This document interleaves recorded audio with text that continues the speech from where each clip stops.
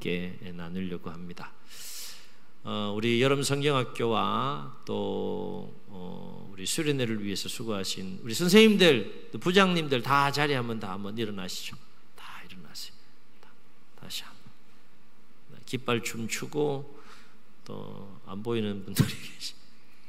자, 우리 박수로 한번 격려하시고 축복하겠습니다. 감사합니다.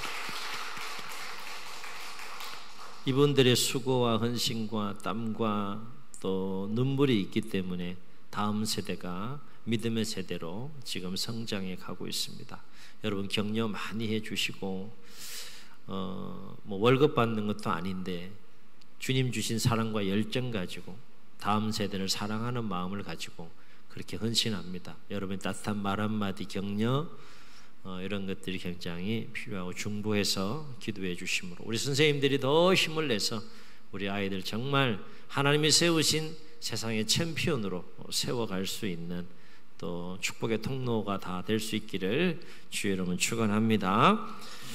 자, 오늘 말씀은 바울이 우상에게 바쳐진 제물과 관련하여서 제물을 먹는 문제와 관련해서 고린도 교회 성도들에게 권면하는 내용 끝에 결론적으로 한 권면의 말씀이 되겠습니다. 앞 본문의 내용을 잠시 먼저 살펴보면 1절부터 13절의 내용은 어떤 내용이 나오는가 하면 우상을 숭배하지 말라, 이것을 지금 고린도 교회 성도들에게 권면하기 위해서 구약의 한 사건을 끄집어냅니다. 그것이 뭔가 하면 모세 시대 광야에서 금송아지를 숭배한 일로 인해서 하나님의 심판을 받은 사건을 끄집어내면서 여러분은 이와 같은 우상 숭배와 같은 죄를 범하면 안 됩니다. 이 얘기가 1절부터 13절에 쭉 기록이 돼요. 그리고 14절부터 22절의 내용에는 동일하게 우상을 숭배하지 말아야 될 것, 우상 숭배에 빠지지 않는 삶을 살도록 하기 위한 또 하나의 예로 신약의 대표적인 예를 들어서 사도 바울이 고린도 교회를 향하여 설명하는데 그것이 바로 예수님의 성만찬입니다. 자, 성만찬 할 때 반드시 뭘 먹고 마셔요? 예수님의 피에 해당되는 포도주를 우리가 마시고 예수님의 살, 몸에 해당되는 빵, 떡을 우리가 먹음으로 성만찬에 참여하잖아요. 그러면 예수님의 그 살과 피에 해당되는 포도주와 떡을 먹음으로 말미암아서 영적으로 어떤 역사가 일어나는 겁니까? 우리가 예수님의 그 살과 피에 해당되는 포도주와 떡을 먹음으로 말미암아 그리스도와 연합하여 그리스도와 교제하는 영적인 의미가 그게 있는 거죠. 이게 성만찬이죠, 그렇죠? 단순히 그냥 그것은 떡과 포도주가 아닌 거죠. 마찬가지로 우상의 잔치에 참여해서 우상의 제물을 먹는 것은 누구와 교제하는 것과 같다고 얘기하는가 하면 귀신과 교제하는 것과 같다라고 얘기를 해요.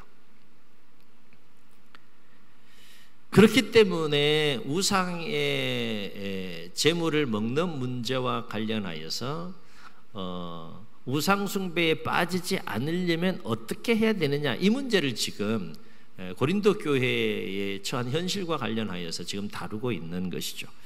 그러면서 23절부터 11장 1절에서는 계속해서 우상 숭배와 관련하여서 바울이 어떤 이야기를 하는가 하면 모든 것이 가하다, 모든 것이 다 할 수 있다. 우상의 제물이 드려진 그 제물을 비록 우상에게 드려진 바쳐진 제물이라 할지라도 그거 먹을 수 있다. 모든 것이 가할 수 있다. 그러나 모든 것이 가하다고 하여서 모든 것이 유익한 것은 아니다. 이 얘기를 합니다. 아울러서 모든 것이 가하나 모든 것이 덕을 세우는 것은 아니다. 그러니까 모든 것을 다 할 수 있다고 해서 다 해야 되는 것은 아니다. 분별해서 할 수 있어야 된다. 지혜롭게 할 수 있어야 된다. 그러면 분별해서 지혜롭게 해야 될 기준이 뭐냐? 이 문제를 우리가 잘 생각해 보자라는 내용이 지금 고린도전서 이 10장에 지금 담겨 있는 내용입니다. 그러면서 바울은 우상에 바쳐진 음식과 관련하여서 당시 시장에서 파는 음식을 먹는 문제에 대해 권면하는데 25절 보면 바울은 이렇게 권면해요. 무릇 시장에서 파는 것은 양심을 위하여 묻지 말고 먹으라, 이렇게 얘기합니다. 이렇게 바울이 권면한 내용은 뭔가 하면 당시 고린도의 그 상황은 이방 신전에 드려졌던 고기가 그대로 시장에 나와서 일반인들에게 유통되는 일들이 있었다는 거예요. 그러니까 시장에 나와서 유통되는 고기 중에 대부분은 우상에 바쳐진 고기가 시장으로 나와서 유통되는 상황이었다는 겁니다. 그러니까 이방인의 집에 초대받아서 그 초대를 한 이방인의 집에서 고기를 내놓았다 그러면 그 고기는 어떤 고기일 가능성이 높습니까? 이방 신전에 바쳐진 우상의 제물일 가능성이 높다라고 하는 것이죠. 그렇기 때문에 직접 이방 제사에 참여하지 않았을지라도 우상에 바쳐진 고기를 먹을 기회가 많을 수밖에 없는 상황 속에 놓여 있었던 교회가 고린도 교회였다. 근데 이 문제를 신앙적으로 복음적으로 정리해 주지 않으면 혼란이 생길 수가 있는 상황인 거예요. 그래서 목회적으로 이 문제를 해결하기 위해서 쓰여진 내용이 10장의 내용이다라고 하는 겁니다. 고린도 교회는 바로 이러한 현실적인 문제와 상황 가운데 놓여 있었기 때문에 이와 관련해서 바울은 일단 시장에서 파는 것은 양심을 묻지 말고 그냥 먹어라, 그냥 음식이라 생각하고 먹어라 라고 권면을 합니다. 왜냐하면 시편 24편 1절을 인용하면서 바울은 땅과 거기에 충만한 모든 것이 다 누구의 것이다? 하나님의 것이다. 하나님의 것이니까 그냥 먹어라, 음식으로 생각하고 그냥 먹어라 라고 얘기를 하는 거죠. 그러나 시장에서 파는 음식이라 할지라도 먹지 말아야 될 경우가 있다라고 얘기를 합니다. 이럴 경우에는 먹지 말라는 거예요. 먹을 수는 있으나 신앙의 양심상 나는 거리낌이 없어서 그걸 먹어도 전혀 내 신앙의 문제나 양심의 문제에 거리낌이 없지만 그래도 먹지 말아야 될 경우가 있다. 어떤 경우인가 하면 누군가 그 시장에서 파는 음식을 이건 재물이야, 그 얘기는 뭡니까? 재물이기 때문에 먹으면 안 된다라고 말하고 생각하는 사람이 있다 그러면 먹지 말라는 거예요. 왜일까요? 그 사람은 지금 그것을 음식으로 생각하는 것이 아니라 우상에게 바쳐진 제물로 생각하고 있는 사람이기 때문에 양심에 지금 거리낌을 갖고 있는 것이죠. 신앙에 문제가 있다라고 생각하는 것이죠. 그러니까 양심에 거리낌이 없는 사람 입장에서 보게 되면 전혀 먹어도 상관없는 음식이 되지만 이 사람에게는 양심에 걸리는 문제고 신앙에 걸리는 문제가 되기 때문에 나를 위해서는 먹어도 상관없지만 양심에 거리끼는 재물이라고 여기는 그 사람을 위해서는 어떻게 하라? 먹지 말라. 내가 먹음으로 말미암아 그 사람이 유익하지 않은 거죠. 내가 먹음으로 말미암아 그 사람이 시험에 들 수 있는 거죠. 내가 먹음으로 말미암아 그 사람이 실족할 수 있는 거죠. 그러면 가하나 유익하지 않기에 가하나 덕이 되지 않기 때문에 하지 말라 그 얘기입니다. 지금 우상의 제물은 음식만을 놓고 우리가 지금 얘기를 하고 있지만 우리의 일상생활 속에서도 신앙생활 하다 보면 이와 같은 그 문제들이 참 많아요. 나는 신앙적으로 전혀 양심에 거리낌이 없어요. 그렇게 행동을 한다고 하더라도 그러나 다른 사람이 나의 행위를 보고 실족하거나 시험에 들거나 유익하지 않거나 덕이 되지 않는다면 하지 말아야 되는데 나는 상관없기 때문에 한다, 이렇게 되면 문제가 된다는 거예요.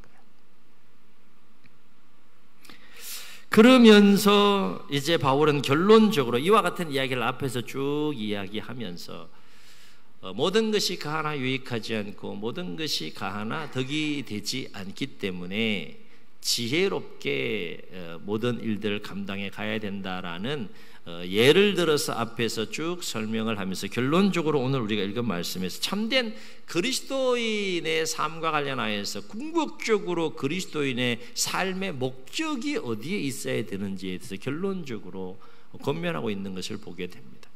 자, 이와 같은 상황들, 이와 같은 예를 들어서 생각해 볼 때 앞에서 언급한 권면한 내용들을 참고해서 우리가 최종적으로 그리스도인이라면 궁극적으로 무엇을 위해서 삶을 살아야 되는지, 무엇의 기준을 두고 무엇의 목적을 두고 삶을 살아야 되는지 한번 생각해 봅시다. 거기에 대한 결론의 내용이다 하는 겁니다. 그래서 바울은 31절에서 그리스도인의 최종적인 궁극적인 삶의 목적에 대해서 뭐라고 권면합니까? 31절을 다시 함께 읽겠습니다. 시작. 그런즉 너희가 먹든지 마시든지 무엇을 하든지 다 하나님의 영광을 위하여 하라. 누구의 영광을 위하여 하라? 다 하나님의 영광을 위하여. 무엇을 하든지? 예? 무엇을 하든지, 어떤 것을 행하든지 간에, 어떤 상황 속에서 어떤 일을 행하든지 간에 항상 하나님의 영광을 생각하면서 하라. 이것이 그리스도인들의 궁극적인 삶의 기준이고 목적이다 라고 하는 것이죠. 그러니까 모든 그리스도인은 그것이 무엇이 되었든지 간에 무엇이든지 하나님께 영광이 되느냐 되지 않느냐를 항상 생각하면서 행동할 수 있어야 된다는 거예요. 항상 생각 없이 살고 생각 없이 행동하는 것이 아니라 내가 그 말을 해야 되나? 내가 그 행동을 해야 되나? 라고 했을 때 물어야 될 질문이 뭐예요? 이것이 하나님께 영광이 되느냐? 영광이 되지 않느냐? 이 질문에 대한 분명한 해답을 가지고 행동할 수 있어야 한다 라고 하는 것입니다. 그래서 하나님께 영광이 되는 것이라면 무슨 일이 있어도 해야 되고, 하나님께 영광이 되지 않는 일이라면 내가 생각하기에 아무리 좋게 여겨지는 일이고 합리적인 일이라고 옳게 여겨진다 할지라도 하지 말아야 된다 라고 하는 것입니다. 해야 될 것과 하지 말아야 될 것, 이게 율법이 둘로 나누잖아요. 하지 말라는 율법이 있고 하라는 율법이 있잖아요. 이걸 잘 구분할 수 있어야 된다, 잘 분별할 수 있어야 된다라고 하는 것이죠.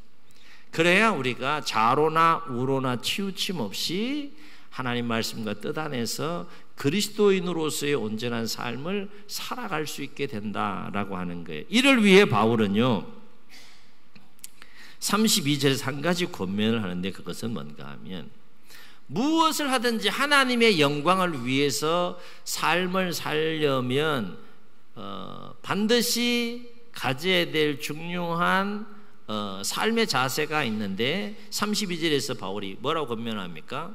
유대인에게나 헬라인에게나 하나님의 교회나 거치는 자가 되지 말라라고 말합니다. 하나님의 영광을 위해서 삶을 살려면 누구에게든지 한마디로 거치는 자가 되지 말라는 거예요. 거치는 자가 되지 말라는 것은 다른 말로 표현하면 걸림돌이 되지 말라는 거예요.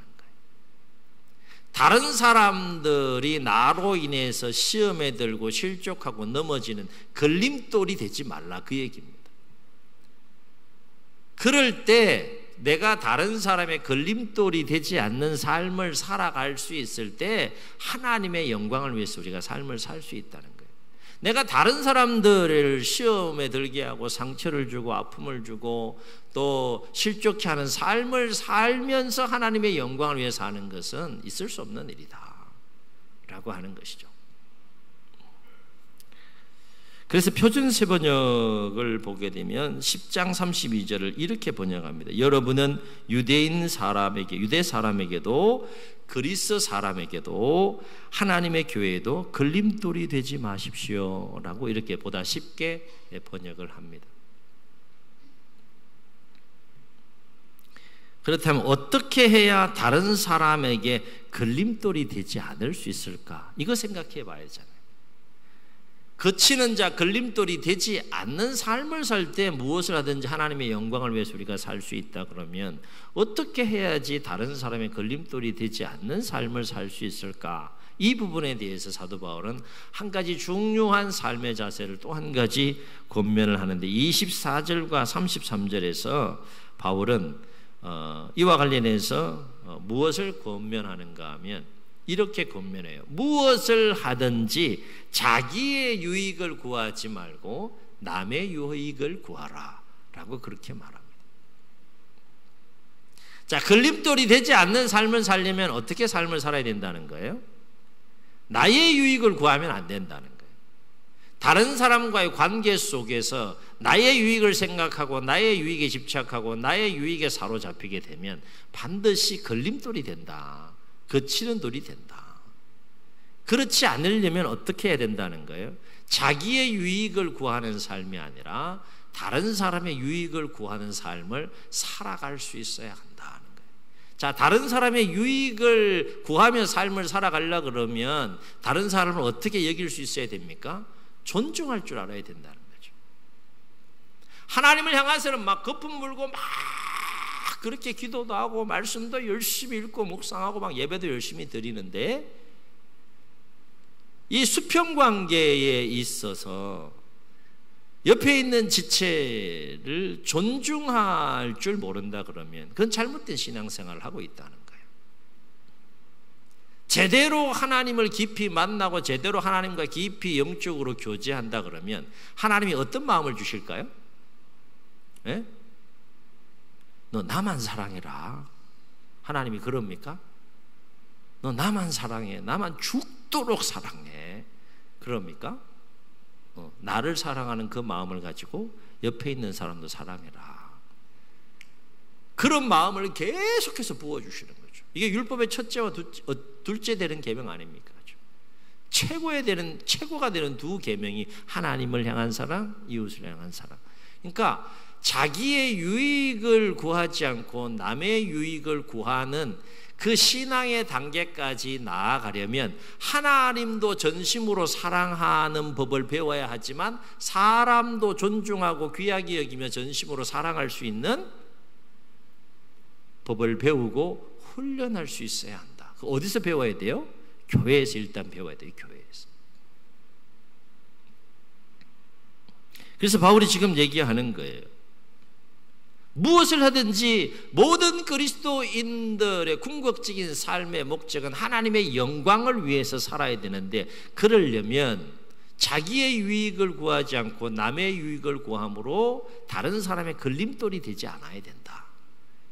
오히려 남의 유익을 구함으로 말미암아서 믿음이 연약한 자들을 세워주고 격려하고 위로하고 일으켜주고 그런 이 삶을 통하여서 오히려 디딤돌이 되는 삶을 살아갈 수 있을 때 무엇을 하든지 하나님의 영광을 위해서 할 수 있다는 거죠. 우상의 제물을 먹는 것도 아까 말씀드렸던 것처럼 내 양심과 내 신앙에 거리낌이 없다고 해서 그냥 뭐 나는 상관없으니까 먹어도 된다라고만 생각할 것이 아니라 관계 속에서 그것을 내가 그 사람에게 유익이 되느냐 되지 않느냐를 먼저 생각해 보라는 거예요. 나에겐 유익이 돼. 그죠? 나에게는 문제가 없어. 그렇다면 그걸로 생각을 멈추는 것이 아니라 오케이. 나에게 문제가 없어. 그러면 나와 관계에 있는 그 다른 사람에게도 이것이 유익할까? 이것을 함께 생각하면서 나보다는 다른 사람의 유익을 생각할 때 걸림돌이 아니라 거치는 자가 아니라 디딤돌이 되어서 무엇을 하든지 하나님의 영광을 위해서 살 수 있게 된다는 거예요. 만약에 보세요. 나에겐 유익해. 다른 사람에겐 유익하지 않아. 그런데 다른 사람에게 유익하지 않은 것을 생각해서 나의 유익을 내려놓고 그 사람의 유익을 생각하면 문제가 안 생기잖아요. 그죠? 그런데 나에겐 유익해. 다른 사람에겐 유익하지 않아. 그런데 다른 사람에게 유익하지 않지만 나에게 유익함으로 나의 유익을 생각해서 그냥 해. 그러면 그것은 하나님의 영광을 위해서 삶을 살아가는 디딤돌이 되지 못한다는 거죠. 걸림돌이 된다는 거예요. 교회 안에도 이런 걸림돌과 같은 삶을 살아가는 연약한 모습들이 얼마나 많아요. 그렇습니다. 무엇을 하든지 인간적인 생각에 사로잡혀서 자기의 유익을 구하는 자는 결코 하나님의 영광을 위해서 삶을 살 수 없다는 겁니다. 자기의 유익을 구하는데 어떻게 하나님의 영광을 위해서 삶을 살 수 있겠느냐? 이건 있을 수 없는 일이다. 우리는 누가 아무래도 그리스도인입니다. 그리스도인이라면 낮에도 함께 말씀드렸던 것처럼 거기에 걸맞는 삶을 살아갈 수 있어야 한다. 거기에 어울리는 삶을 살아갈 수 있어야 한다. 낮에도 제가 말씀드렸는데 제가 지금 잠옷바람으로 여기 서 있으면 여러분 어떻게 보겠어요? 예? 집중이 되겠어요? 집중이 되겠냐고. 잠옷바람으로 서가지고 말씀을 전하면 목사님이 지금 제정신이 아닌가 보다. 지금 이 강단의 이 시간에 어울리는 옷을 입고 여러분 앞에 서야 되잖아요. 그죠? 이 넥타이 매고 지금 더울까 안 더울까요? 숨이 막히죠. 열이 올라오죠. 뭐 버섯 빨리 벗고 싶지. 그래도 이렇게 제복을 입고 넥타이를 매고 말씀을 전하는 이유는 이 강단에 걸맞는 또 옷을 입고 또 예배를 인도해야 되기 때문에 그런 거 아니겠어요? 그리고 이 옷을 입게 되면 옷이 마음을 규정하고 우리의 행동과 삶을 규정하잖아요. 그죠? 체육복을 입을 때의 마음가짐과 양복을 입을 때의 마음가짐이 달라지는 것처럼 우리는 그리스도인으로서 그리스도인에 걸맞는 생각을 해야 되고 그리스도인에 걸맞는 삶을 살아가야 되는데 궁극적인 목적이 어디에 있다는 겁니까? 오늘 깃발춤도 췄던 것처럼 하나님의 영광을 위하여 무엇을 하든지, 제가 무엇을 하든지 그럼 여러분은 하나님의 영광을 위하여 한번 외쳐봅니다. 무엇을 하든지 무엇을 하든지 하겠다는 거예요? 안 하겠다는 거예요? 오늘 그거 함께 나누려고 그런 겁니다.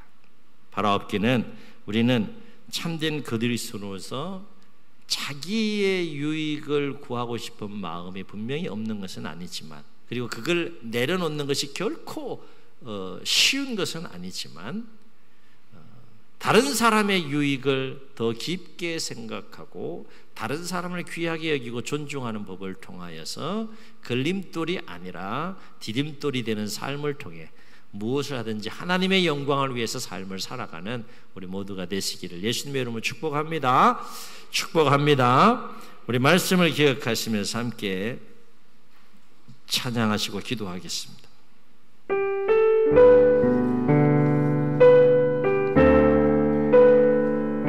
모든 영광을 하나님께, 모든 영광을 하나님께, 모든 영광을 하나님께. 아멘 아멘. 온 마음과 뜻 다해 주 사모합니다. 모든 영광을 하나님께. 한 번 더 모든 영광을, 모든 영광을 하나님께. 아멘. 모든 영광을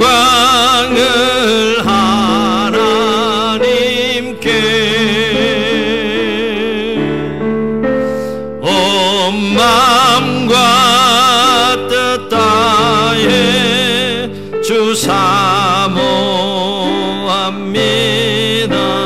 모든 영광을 하나님께. 저희 눈을 감으시고 우리 말씀을 기억하시면서 한번 통성으로 기도하시겠습니다. 우리의 존재의 목적은 한 가지입니다. 하나님께서 우리를 창조하시고 존재하게 하신 이유는 한 가지입니다. 창조주 하나님의 기쁨과 창조주 하나님의 영광을 위해서, 그 하나님의 영광을 나타내고 그 하나님의 영광을 드러내도록 하기 위해서 우리를 창조하시고 우리를 존재하게 하셨다라고 하는 겁니다. 우리는 그리스도인입니다. 하나님의 자녀들입니다.